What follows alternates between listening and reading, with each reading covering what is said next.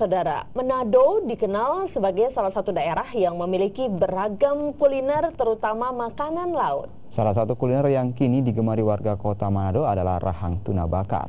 Lalu seperti apa tuna bakar yang kini marak di kota Manado? Berikut liputannya untuk Anda. Manado dikenal sebagai salah satu daerah yang memiliki beragam kuliner, terutama makanan laut. Salah satu kuliner yang kini digemari warga kota Manado adalah rahang tuna bakar. Hampir seluruh rumah makan ikan bakar di Manado menyediakan menu rahang tuna. Salah satunya rumah makan Rosita di kawasan pertokoan Marina Plaza. Pengunjung bahkan bisa memilih sendiri rahang tuna yang dipesan dengan harga menyesuaikan ukuran. Harga yang dipatok pun cukup terjangkau, yakni di kisaran Rp30.000 hingga Rp40.000 per porsi. Pemilik rumah makan mengaku meraih omset hingga jutaan rupiah per harinya.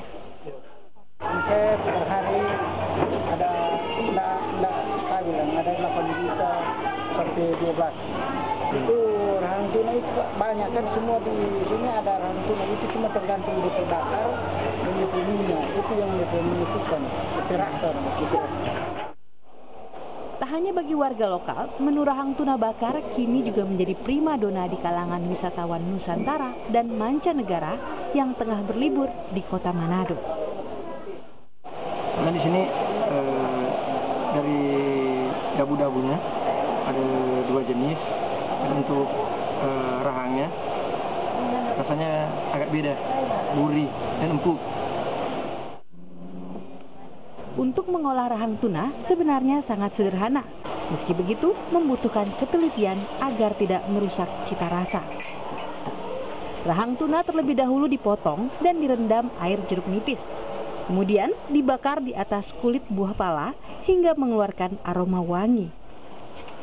Saat setengah matang, rahang tuna dilumuri minyak yang sudah dibumbui dan dibiarkan selama 15 menit.